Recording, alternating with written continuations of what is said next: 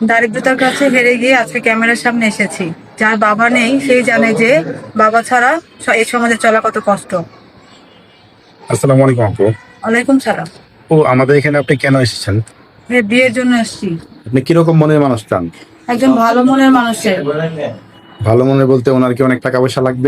টাকা পয়সা বাড়ি গাড়ি কিছু লাগবে না। যদি উনি কালো হয় দেখতে, কোনো সমস্যা নেই। যে বয়স যদি একটু বেশি হয়, কোনোটাতে সমস্যা নেই ভাই। যে মন মানসিকতা ভালো হইতে হবে, ভালোবেসে যাতে সারা জীবন পাশে থাকতে পারে। আচ্ছা, অনেক প্রবাসী ভাই আছে যাদের স্ত্রীরা চলে যায় বা তাদের সাথে বেইমানি করে, ওইরকম যদি কোনো প্রবাসী ভাই আপনার দায়িত্ব নিতে চায়? সমস্যা নেই, আমার সমস্যা নেই কোনো। আমি রাজি। আচ্ছা, কোনো প্রবাসী ভাই দায়িত্ব নিলে আপনি তাদের সাথে কোনো বেইমানি টাইমানি করবেন না তো? না ভাই, বেমানি করবো কেন? বেমানি করার জন্য তার এখানে আসিনি। ঠিক আছে। সুপ্রিয় দর্শক, ক্যামেরার সামনে যে বোনটিকে দেখছেন, বোনটির নাম বিদ্যা ইসলাম। যদি কোনো ভাই বোনটির দায়িত্ব নিতে চান তাহলে স্ক্রিনে দেওয়া যে নাম্বারটি দেখছেন এই নাম্বারে যোগাযোগ করবেন, একটি স্ক্রিনশট পাঠিয়ে দেবেন, আমরা কথা বলিয়ে দেব।